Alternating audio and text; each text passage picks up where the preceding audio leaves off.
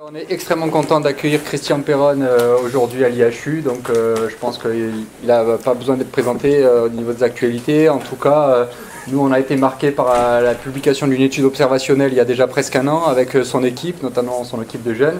Et évidemment, il y a eu l'article a été rétracté du préprint et remis. C'était pas du tout un problème de base scientifique, c'était évidemment des pressions qui a fait que le préprint a été rétracté parce que Christian vient de me confirmer et qu'il a été remis en ligne avec une efficacité de l'hydroxychloroquine sur une première étude. Ça date un an à peu près. Un peu moins d'un an. Un peu moins d'un an, voilà, et qui a finalement été publié sans les jeunes auteurs du départ qui ont eu voilà. Mais bon, ça remet un petit peu en place le contexte. Depuis, bon, il y a eu un livre, il y a eu d'autres étapes, on ne va pas revenir là-dessus. Et aujourd'hui, on est très content. Merci Mathieu. Et je voulais tout d'abord remercier vraiment de façon très chaleureuse Didier Raoult, que je connais depuis longtemps et que j'admire. C'est pour moi un des plus grands microbiologistes au monde, je n'ai pas honte de le dire.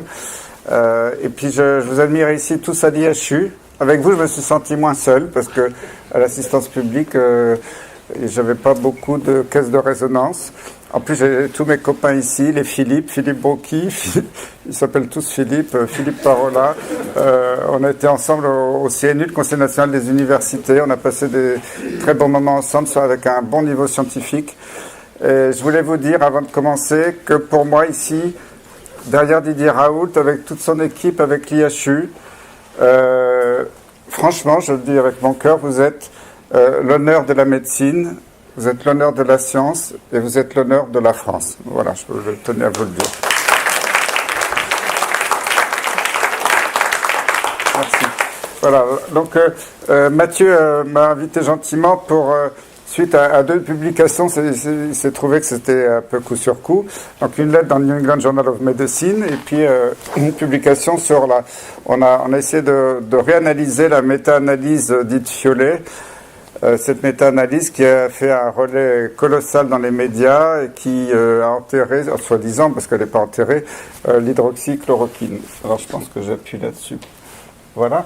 Donc voilà la lettre du New England. Donc je commencerai par... cette lettre du New England, c'est pour montrer qu'il y a eu vraiment des problèmes méthodologiques majeurs dans l'étude Recovery, qui était la grande étude britannique qui devait donner la solution finale et qui est une étude internationale. Il y a même des équipes françaises qui ont participé. Donc même si une lettre c'est modeste, c'était pour montrer que il y avait des gros soucis. Alors cette étude britannique Recovery, il y a eu un énorme problème de surdosage de l'hydroxychloroquine. Moi je dois dire que quand j'ai vu l'étude arriver, j'ai sauté de ma chaise. J'ai dit mais comment on peut donner 2400 mg, c'est-à-dire 12 comprimés de plaquenil en un jour. La dose mortelle est un peu plus élevée, mais quand même c'est quand même risqué. Puis après 800 mg par jour pendant 9 jours, donc il y a presque 10 grammes de dose totale pendant le traitement, ce qui est du jamais vu dans l'histoire de la médecine. Alors pour rappeler, il n'y a pas forcément besoin quand on traite des infections. Moi j'ai beaucoup d'expérience avec l'hydroxychloroquine que j'utilise dans le Lyme chronique ou dans d'autres situations. Vous avez l'expérience avec Coxiella burnetii. L'hydroxychloroquine n'est pas seulement un anti-inflammatoire, un immunomodulateur, c'est aussi un anti-infectieux puissant qui va agir dans le phagolysosome, qui va fragiliser la paroi des bactéries. On sait que ça marche sur la tuberculose. Ça n'a jamais été utilisé en pratique clinique, mais il y a des publications anciennes. Il y a un monsieur Kroll aux États-Unis, quand j'étais tout petit à l'INSERM, que je commence à travailler sur l'hydroxychloroquine et les mycobactéries. J'ai le souvenir de ces publications. Didier Raoult, avec beaucoup de génie, a repris ça pour la fièvre Q. On voit que avant, moi j'ai le souvenir quand j'étais interne, même au début de mon clinica, où les malades qui avaient la fièvre Q chronique, ils bouffaient tous les jours des tonnes d'antibiotiques pendant 3 ans et la Coxiella, elle était toujours présente dans le cœur. Et grâce au plaquenil, elle disparaissait. Donc voilà, ça agit aussi sur la borrelia de la maladie de Lyme. Donc, ce qu'il faut savoir, c'est que l'hydroxychloroquine se concentre énormément dans le phagolysosome. Et moi, j'avais le souvenir, parce que c'est ce qu'on a mis dans la lettre du New England, c'était un souvenir ancien d'une publication ancienne, on disait que ça se concentre 1500 fois. Et je n'avais pas revu la littérature récemment, mais même en 2020, il y a un auteur qui a dit que ça peut se concentrer jusqu'à 50 000 fois dans le phagolysosome. Alors, sur cette histoire de l'étude Recovery, c'était un petit peu époustouflant parce qu'ils ont cité un document de l'OMS pour justifier leur dose. On verra qu'après, le document a disparu. Mais quand on lit le document de l'OMS original, alors c'est surtout sur la chloroquine, parce que l'hydroxychloroquine, il y avait moins de données. La dose mortelle, c'est 50 mg kg pour la chloroquine base, 65 mg kg pour le sulfate, 80 mg kg pour le phosphate, donc grosso modo entre 3 et 5 grammes selon le poids. L'hydroxychloroquine, il y a moins de données, mais on sait tous, hein, c'était même dans le livre Recettes pour se suicider, c'est ce livre qui a été retiré, je dirais pas là. Pardon, j'ai pas de Covid.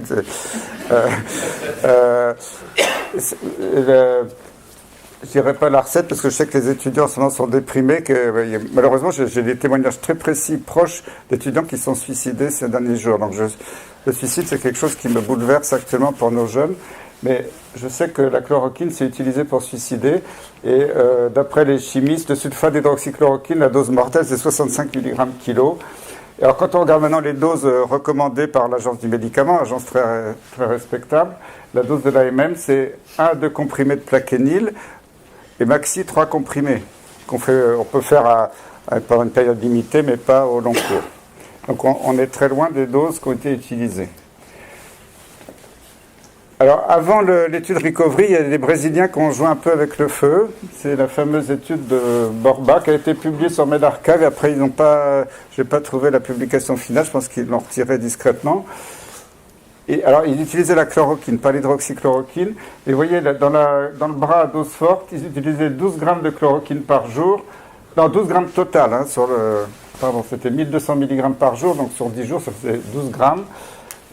Un petit peu plus que Recovery, mais c'est pas une grosse différence. Alors après, ce qui m'a interpellé, c'est qu'ils ont fait un bras contrôle faible dose. La faible dose était déjà au-delà de la dose maximum autorisée, à 450 mg par jour pendant 5 jours. Alors, ils ont inclus à peu près 80 patients et, aux surprises, ils ont eu pas loin de 40% de décès. C'est quand même absolument énorme. Voilà. Alors après, passons à Recovery. Quand j'ai vu l'étude, j'étais tellement estomaqué par cette dose que Xavier Zalbert, qui est journaliste mais qui est aussi un PhD, qui est un scientifique, m'a dit je vais interviewer le professeur Martin Landray, qui est professeur à Oxford. Il est connu dans son milieu, un professeur respectable. Et il lui demande pourquoi vous avez utilisé cette dose-là. Voilà la question, y a-t-il un dosage maximum pour l'hydroxychloroquine en Grande-Bretagne? Et là, Martin Landray pédale un peu dans la choucroute et puis il dit faut que je vérifie, il est bien plus important que 2400 mg, je crois que c'est 6 ou 10 fois plus, soit 14,4 à 24 grammes. Alors que la dose maximum, c'est 600 mg. Donc quand on se dit qu'un grand professeur d'Oxford, qui est investigateur principal d'une grande étude internationale, qui a inclus des patients en France, on se dit mais qu'est-ce que c'est que ce truc? Il sort d'où? Est-ce qu'il est au courant de ce qui se passe? Et alors après, la dose d'hydroxychloroquine dans Recovery, elle s'est utilisée dans la dysenterie amibienne, et il dit même que c'est d'après un rapport de l'OMS. Alors moi, je vais revenir, c'est totalement faux. Et puis en plus, ce qui est interpellant, c'est que dans l'étude, il y a un patient sur 4 admis à l'hôpital qui est décédé. Donc, alors pour l'histoire de la MIB, là j'étais estomaqué parce que déjà quand j'étais externe à Claude Bernard dans les années 70, le temple des maladies infectieuses qui a été démoli malheureusement, que Didier Raoult a connu, ou les anciens maîtres, ça faisait longtemps qu'on n'utilisait plus la chloroquine dans l'amibiase parce que peut-être que des vieux tropicalistes avaient essayé mais ça ne marchait pas. Et ça n'a jamais été recommandé. Et je pense que les professeurs d'Oxford, peut-être qu'ils ne connaissaient pas bien l'infectiologie, ils ont confondu l'hydroxychloroquine, c'est le plaquenil, et l'hydroxyquinoléine, qui est l'intétrix. C'est pas tout à fait la même chose, puisque l'intétrix, c'est le traitement de la libiase intestinale, pas hépatique bien sûr. Alors, c'est un mélange de thyliquinol et de thylbroquinol. Mais vous voyez, la posologie officielle de l'intétrix, c'est 4 gélules par jour, donc c'est 200 mg par jour de chaque produit, c'est pas les grammes qu'ils ont donnés. Waouh, quand on voit ça, on se dit, oh là, ils sont bons, hein, les mecs. Hein, bon. Recovery, donc 2400 mg d'hydroxychloroquine, c'est un produit très différent. Et en plus, quand on vérifie l'OMS, ils ont dit que c'était l'OMS qui avait dit, mais l'OMS n'a jamais recommandé une telle dose de l'un ou l'autre de ces médicaments dans une quelconque maladie. Quand je vois ça, je dis bravo la science. Hein. Alors les inclusions, ils ont inclus 11 000 patients, superbe étude. Alors il y a eu plein de bras, il y avait le Caletra, la lopinavir, ritonavir, dexaméthasone, tocilizumab, plasmate convalescent, hydroxychloroquine, azitro. C'était quand même des patients qui étaient tous hospitalisés, âgés, et beaucoup de comorbidités par rapport aux patients qu'on voit couramment. Il y avait plus d'un quart de diabétiques, de cardiopathes, et beaucoup de patients atteints de maladies respiratoires de base. Et 76% des patients étaient sous oxygène. Donc c'était des patients lourds hein, quand même. Alors, en plus, alors là, je ne sais pas ce qui s'est passé. Je pense qu'à Oxford, ils n'avaient plus de budget, ils ont un bug de photocopieuse. Mais entre les versions 2 et 3 du protocole, il y a 25 pages qui ont disparu. C'est un détail hein. Dans 12 pages de référence. Parce qu'évidemment, il commence à y avoir des polémiques dans les médias sur leur surdosage, etc. Donc, ils font mention d'un modèle pharmacocinétique pour justifier la dose d'hydroxychloroquine, mais le modèle, il n'y a aucune donnée dans leur protocole. Et puis, le lien vers l'OMS qui avait été mentionné au début, mais en fait, l'OMS disait que c'était des doses toxiques, il a été supprimé. Parce qu'on a résumé ça en 10 lignes dans le New England, mais c'est le fond du problème. Alors, pour vous montrer un petit peu les étapes, le 7 avril, par magie, le critère principal de jugement va changer. Au début, ils voulaient évaluer la mort à l'hôpital, ça devient la mort à 28 jours. C'est pas du tout pareil. Et il n'y a pas de divulgation du temps écoulé avant le décès. Parce que s'ils donnent une dose toxique, vous me dire 2,40 g, la dose toxique, c'est à partir de 3 grammes. Bon, quelqu'un de jeune en bonne santé qui a le Covid, il va résister, mais quelqu'un d'âgé qui a plein de comorbidités, qui a plein d'autres facteurs d'avoir le QT long, qui est hypokaliémique, insuffisant rénal, je ne sais pas quoi, peut-être que déjà 2,40 g, ça peut être mortel. On ne sait pas, mais on ne saura jamais puisque les données de mortalité dans les 48 premières heures ont été supprimées, ne sont pas disponibles. Donc y a-t-il eu surmortalité précoce dans le groupe hydroxychloroquine? On ne le saura jamais. Et en plus, on voit que cette étude a beaucoup de problèmes méthodologiques puisqu'on s'aperçoit que 11% des patients inclus dans le bras hydroxychloroquine n'ont pas reçu de traitement. Donc tout ça fait que cette étude finalement n'a pas beaucoup de sérieux. Même si c'est Oxford, j'ai beaucoup de respect pour l'université d'Oxford. Alors, les résultats, on s'y attendait, c'est que ça ne marche pas. Il y a beaucoup de morts dans tous les bras. Mais on voit quand même que la mortalité est supérieure à celle d'autres études ou statistiques. Alors, je cite ici Rosenberg, qui est une étude dans le JAMA, ils avaient 12,7% de mortalité. Les statistiques françaises de létalité de l'époque, parce que maintenant, la létalité, ça ne veut plus rien dire.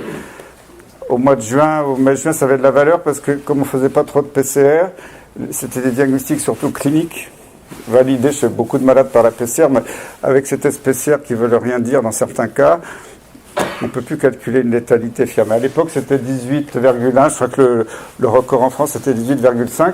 Bon, comme toujours, les Bouches-du-Rhône avaient été en avance, hein, c'est bien.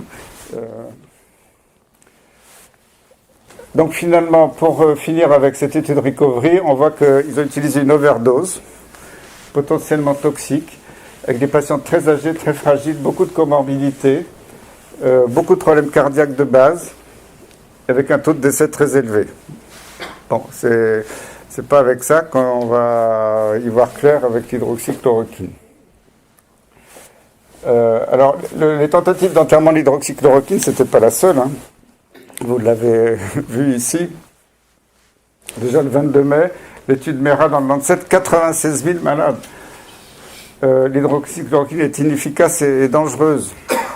Bon, il y a des gens qui m'ont dit, mais regarde Christian, tu es complètement fou, tu dis que l'hydroxychloroquine marche, regarde le Lancet, la plus grande revue du monde, 96 000 malades. Puis moi je lis l'étude. Il n'y avait même pas le nom des médecins, le nom des hôpitaux.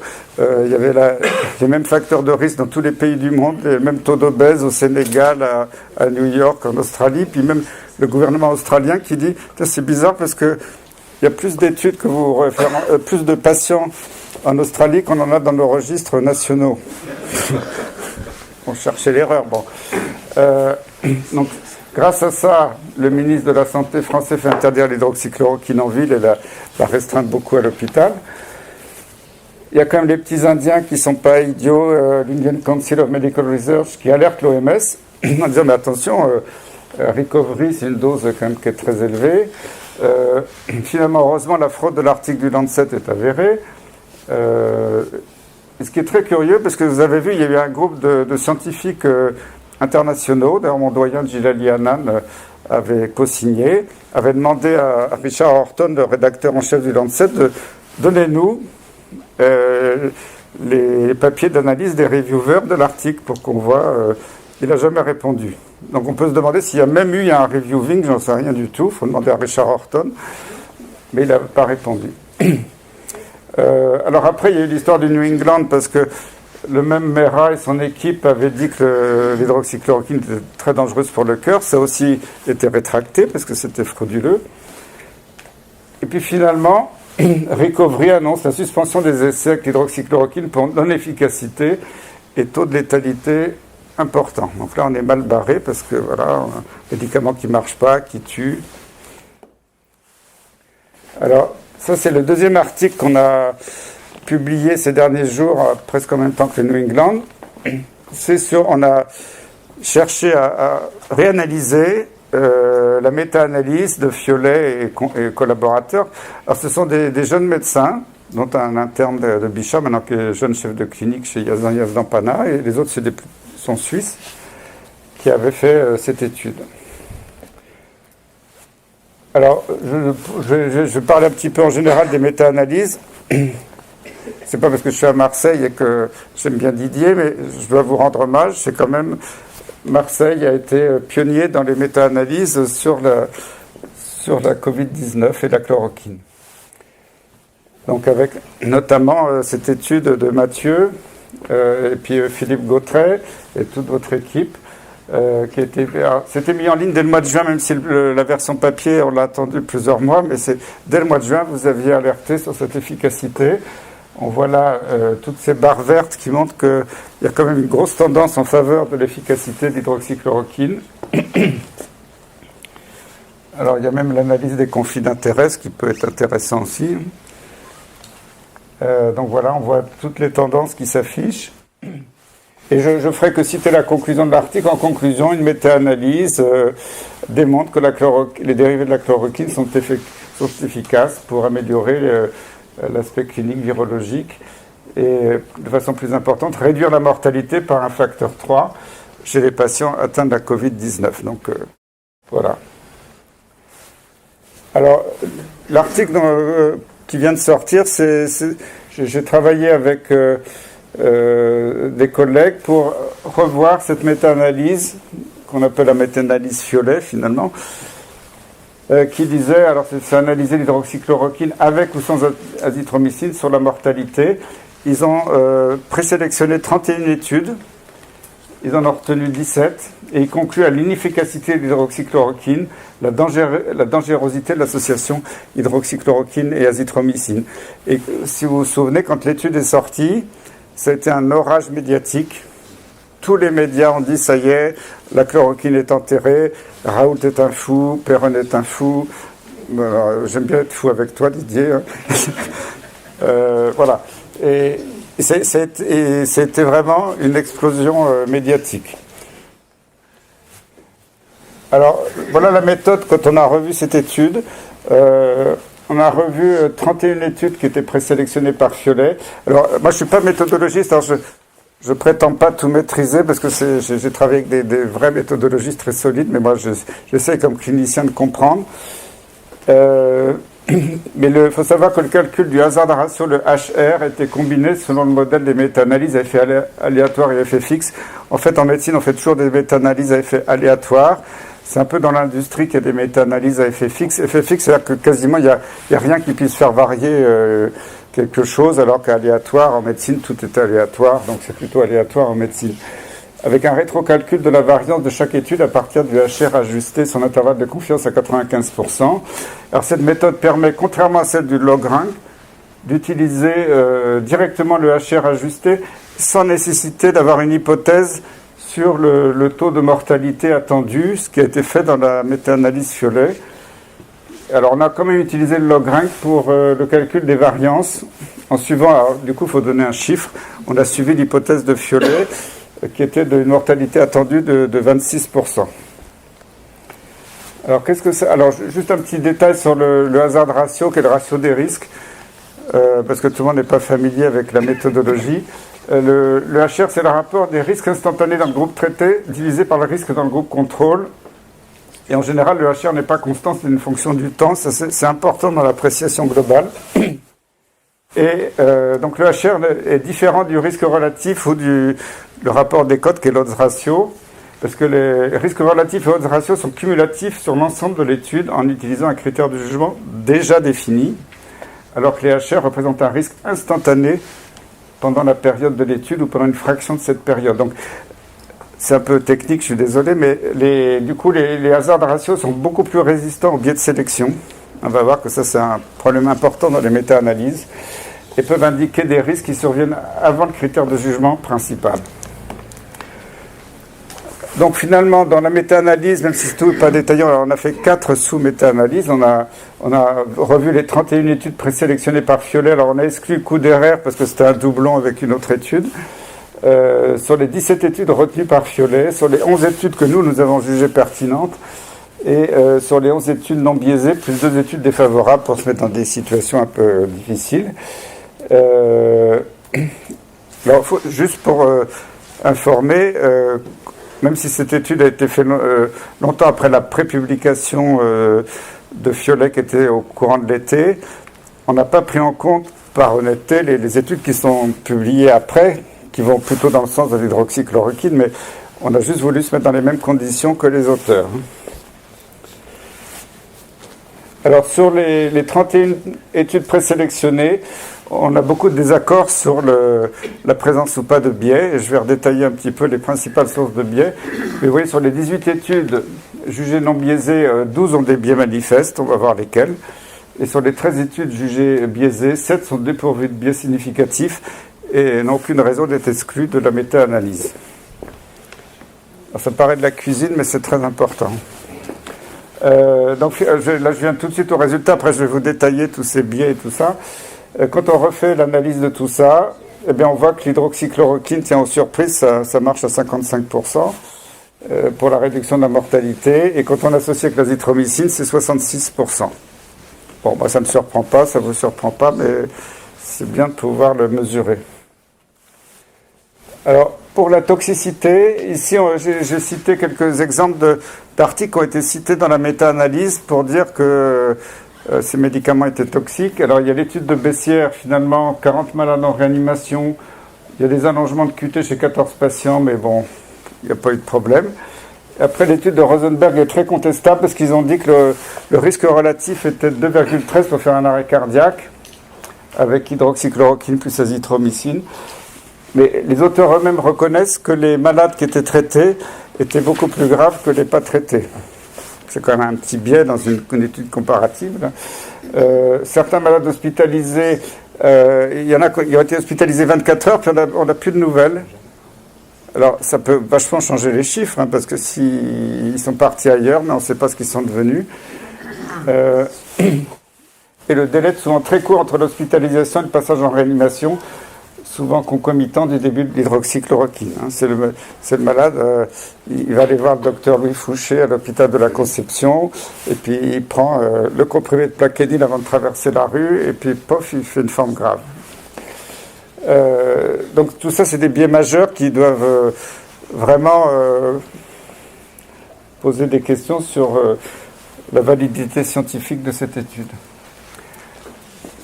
Alors si on regarde maintenant, il y a des grosses bases de données de l'OMS qui ont suivi c'est un chiffre impressionnant, 167 000 patients qui ont des maladies chroniques, auto-immunes, aussi probablement des maladies. Vous savez que l'azithromycine est donnée au long cours par des pneumologues dans les transplantations, dans des maladies respiratoires chroniques. Ils ont analysé tout ça, la toxicité cardiaque, à la fois l'hydroxychloroquine seule, l'azithromycine seule, l'association des deux.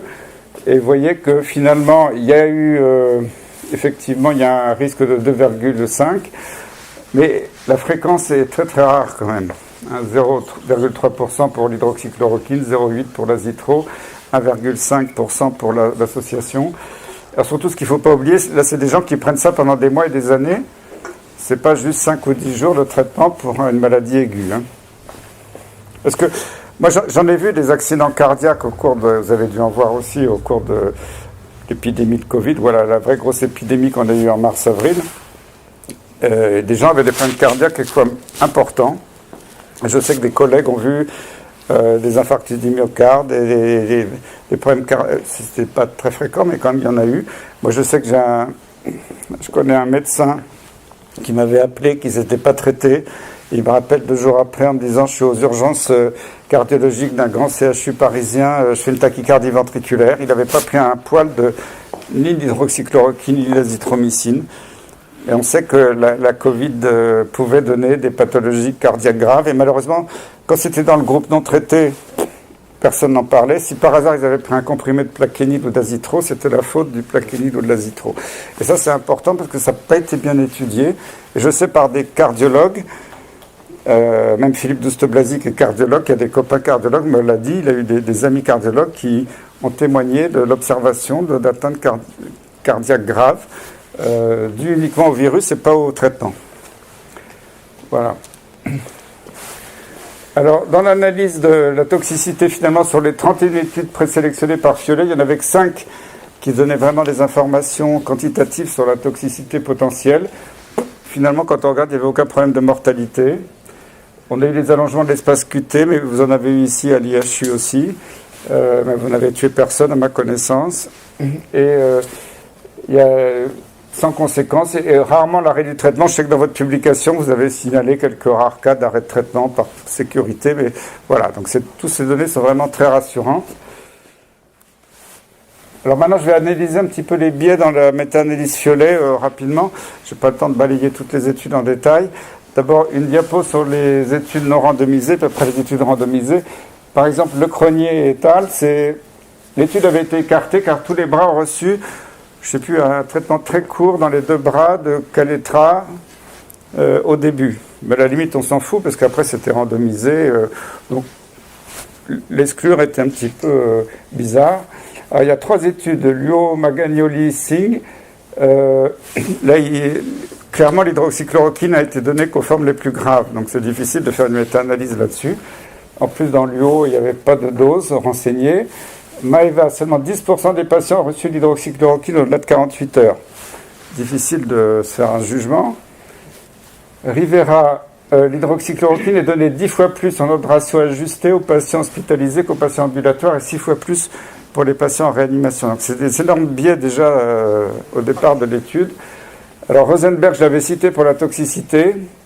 Ils avaient enregistré près de 8000 patients. 70% sont éliminés par tirage au sort. Bon. Parce que comme vous n'avez pas beaucoup de données, il fallait aller vite. Et sur ils en gardent 2360. Et il y en a 887 qui sont éliminés pour donner un complète de leur dossier. En plus, c'est des patients pas consécutifs, donc il y en a qui n'ont pas bénéficié, par exemple, des traitements anticoagulants ou voire de la cortisone au début, d'autres qui ont été mieux pris en charge à la fin. Donc, c'est très difficile d'y voir clair. Et Wang, il ne distingue pas les patients hospitalisés ambulatoires. Alors, ce qui est amusant dans l'étude de Wang, on voit que dans le Bronx, c'est 5% de mortalité, puis dans les banlieues de New York à côté, c'est beaucoup plus élevé. Donc c'est vrai que le Bronx, c'est génial.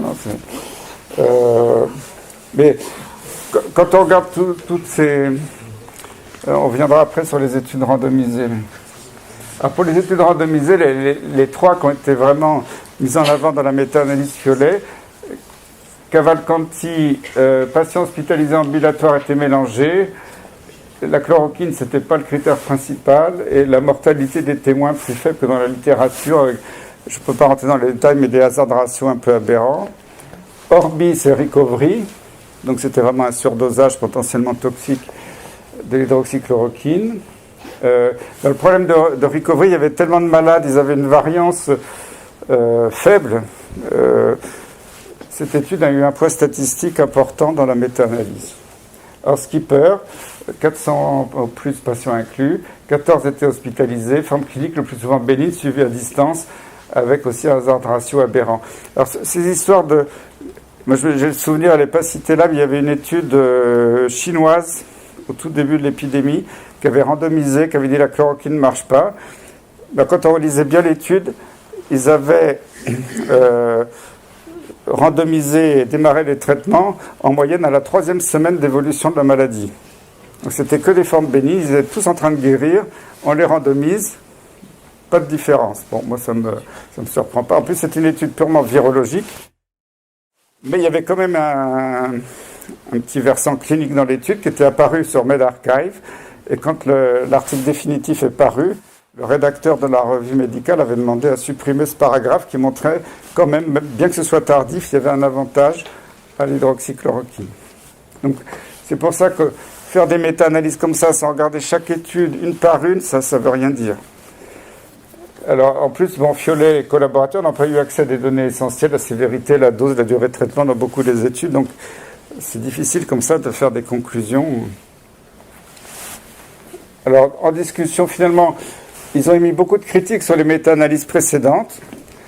Ils ont souligné la non prise en compte des sources d'hétérogénéité. C'est pourtant le principal reproche qu'on peut faire à la méta-analyse Fiolet, qui n'a pas du tout pris en compte cette hétérogénéité. Et en plus, ce qui est surprenant, c'est que si on veut être de fervents admirateurs de Fiolet collaborateurs, eh bien, ils ont montré que l'hydroxychloroquine marchait. C'est significatif, P inférieur à 0,01. Moi, je suis nul en statistiques, mais P inférieur à 0,01, c'est significatif. 17%, c'était peut-être un peu biaisé, mais ils ont montré que ça marchait, ils ont conclu que ça ne marchait pas. Bon, c'est bizarre. Alors, ce qu'il faut comprendre, c'est que les méta-analyses, c'est compliqué. Il y a l'influence majeure des biais d'analyse. L'hétérogénéité des populations très différentes, ça va tout changer. L'âge, la présence ou non de comorbidité et la variation des pratiques cliniques d'un site à l'autre, parce que peut avoir le même traitement, la même dose, mais il y a des services qui, par exemple, vont bichonner les malades, vont adapter les traitements, mettre les anticoagulants et tout ça, puis d'autres services, ça va être fait dans de moins bonnes conditions. Alors, dans l'idéal, les groupes de patients doivent être bien définis, homogènes, avec des pratiques cliniques semblables. Quand on voit toutes ces études diverses et variées, ça ne répond pas trop à ces critères. Alors, normalement, ça permet de mesurer ce qu'on appelle l'effet moyen du traitement dans les méta-analyses, l'Average Treatment Effect, ATE. Mais ce que je vous disais, pour un groupe de patients, pour un autre établissement, l'ATE peut être différent, avec la même molécule à la même dose. Si dans un centre, on soigne que des personnes de 90 ans et l'autre des jeunes sportifs de 25 ans, on ne va pas avoir le même résultat, etc.